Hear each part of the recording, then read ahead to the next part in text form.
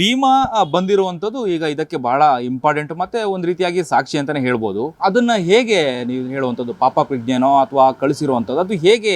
ಯಾಕಂದ್ರೆ ಮುಖ್ಯ ಸಾಕ್ಷಿ ಅಥವಾ ಹೆಣಗಳನ್ನ ತೆಗೆಯುವಂಥದ್ದು ಅಥವಾ ಅವನೇ ಹೂತಿದ ಅನ್ನುವಂಥದ್ದು ಒಂದು ಸಾಕ್ಷಿ ಇವರೇನೆ. ಈಗ ಧರ್ಮ ಕರ್ಮ ಅಂತ ಎರಡೂ ಇದೆ ಸರ್. ನಾವು ಪ್ರತಿದಿನ ನೋಡ್ತಾ ಇರೋದು ಧರ್ಮ, ಮೋಸ್ಟ್ಲಿ ಇದು ಕರ್ಮ ಅನಿಸುತ್ತೆ. ಆ ಕರ್ಮ ಹುಡ್ಕೊಂಡು ಅವನನ್ನು ಕರ್ಕೊಂಡು ಬಂದಿದೆ. ಆಮೇಲೆ ಎರಡನೇದಾಗಿ ಸರ್, ಸತ್ತಂಥ ಹೆಣ್ಣುಮಕ್ಳು 1000ಕ್ಕೂ ಹೆಚ್ಚು ಅಂದಾಗ ಗೊತ್ತಿಲ್ಲ ಯಾರ್ಯಾವ ಹೆಣ್ಮಕ್ಳು ಅವರ ಜೀವನದಲ್ಲಿ ಏನೇನು ಓದಿ ಮದುವೆ ಮಾಡಿಕೊಂಡು ಮಕ್ಕಳು ಎತ್ಕೊಂಡು ಏನೇನು ಮಾಡಬೇಕು ಅಂತಿದ್ರು, ಅವ್ರ ಆಸೆಗಳೆಲ್ಲ ಮೋಸ್ಟ್ಲಿ ಆತ್ಮಗಳಾಗಿ ಸುತ್ತಾಡ್ತಾ ಇರ್ಬೋದು. ಜೊತೆಯಲ್ಲಿ ಆ ಆತ್ಮಗಳೇ ಇವನ ಮೇಲೆ ಪ್ರೆಷರಾಗಿ ಕರ್ಕೊಂಬಂದಿರೋಂಥ ಸಾಧ್ಯತೆ ಇದೆ. ಎರಡನೇದಾಗಿ ಧರ್ಮಸ್ಥಳ ನಂಬಿರುವಂಥ ಕೋಟ್ಯಾಂತರ ಜನ ಇದ್ದಾರೆ, 1000 ಕೋಟಿ ಜನ ಇದ್ದಾರೆ. ಅಣ್ಣಪ್ಪ ನಂಬಂತಿರೋರೆ, ಅಣ್ಣಪ್ಪ ಮತ್ತು ಧರ್ಮಸ್ಥಳ ಮಂಜುನಾಥನೇ ಇವನನ್ನು ಕಳಿಸಿರ್ಬೋದು.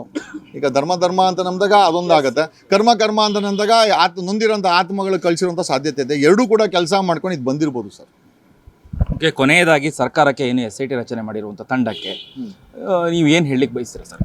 ಡೆಫಿನೆಟ್ಲಿ ಅಲ್ಲಿ ಹ್ಯೂಮನ್ ರಿಮೆನ್ಸ್ ಸಿಗುತ್ತೆ, ಹ್ಯಾಂಡ್ ಕಫ್ಸ್ ಹಾಕಿ ಅರೆಸ್ಟ್ ಮಾಡಿ ಅವರನ್ನು.